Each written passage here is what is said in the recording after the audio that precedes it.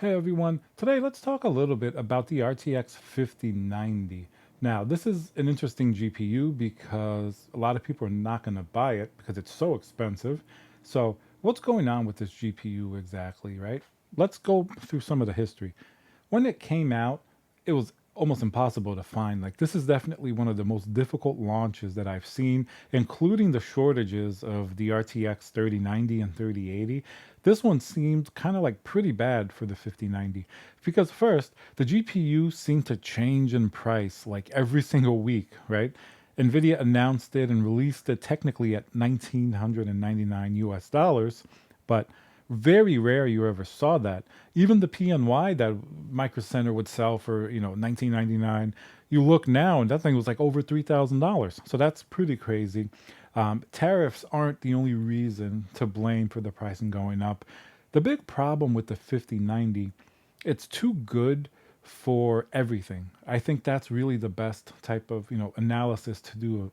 And now let's hear a word from our sponsor, VIP-CDKdeals.com, a Windows Pro CD key. Add to cart, you put in code CC20. This will also work on Windows 11. You want to go into your settings in Windows, change and adjust your CD key, click activate, and now let's go back to the video.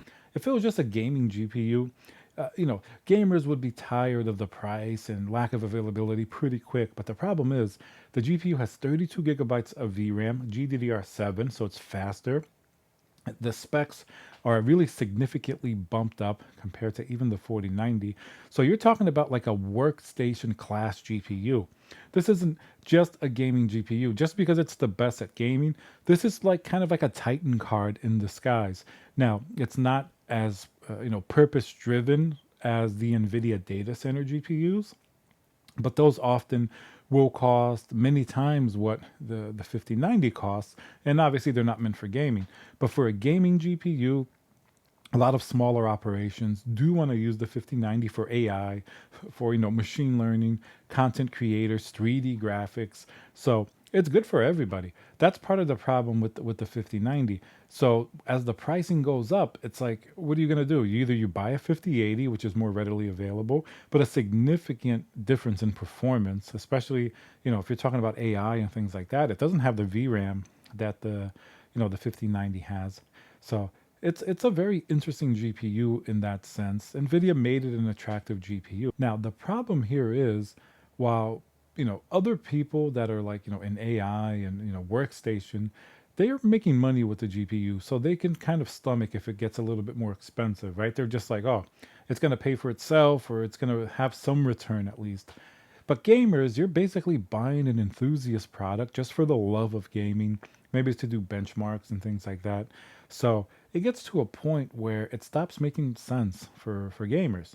And the problem is, you can say, oh, go buy a cheaper GPU that's just close enough or good enough. But the problem is, as the 5090 goes up, everything else follows it. The 5080 didn't stay at $999 either, even though the demand for that is considerably lower than something like a 5090. It's just not as purposeful for many applications, right? Including gaming. So everything goes up and it's like a rising tide is going to raise all the boats. So, basically all the GPUs go up in price. So that becomes a problem. So the 5090 is more connected to the other GPUs than you might think. Even if you're like, oh, you're never going to spend almost, 3,000 or more for a GPU, completely reasonable. Not to do that, of course, to buy a GPU that expensive, like your mind is blown because I mean, geez, like a 1080 Ti was what 699. That wasn't that long ago. We're not talking about the 1980s to 2025. We're talking about a few short years ago. Even the 3090, 1599. That's the first time that GPU came out, the 90 class with that type of pricing. And it was expensive, but people were like, whatever, the performance is good. But then it didn't become available. Then the 4090 stayed pretty close, but always averaged around 2000. Now the 5090 started at 2000 and now it's averaging closer to 3000. So what's going to happen in the future? You're going to have what, a $6,000 high-end GPU? the need for gamers to have that, it's not really sort of, it's not being pushed by anything too great. Like, for example, you can't do anything crazy with the 5090 for gaming that you couldn't do on a 4090, even a 3090 in some cases if you reduce some of the graphics. So there's DLSS 4 with multi-frame generation in the games that it works well in. For some people may be good, for other people it's just not really worth that change. So the 5090 is an interesting GPU, and it shows you the problem with the entire GPU scope right now. There's really nothing we can do. NVIDIA is just focused on making money with AI products, and that's going to include the 5090 that it's going to be taken away from gamers, and that's going to be expensive as well because of this fact. And NVIDIA likely is spending less time focusing on gamers just because data centers are so profitable. So we're going to get whatever, and it's going to be a GPU that's going to be dual purpose like that. And the other GPUs that are just gaming, like the 5080, even AMD's, 9070 XT that are more gaming focused, those slowly creep up in price as well as everything goes up. But then this is going to drive everybody to cloud gaming or something like that, right? Even the Nintendo Switch 2 is pretty expensive compared to previous Nintendo consoles.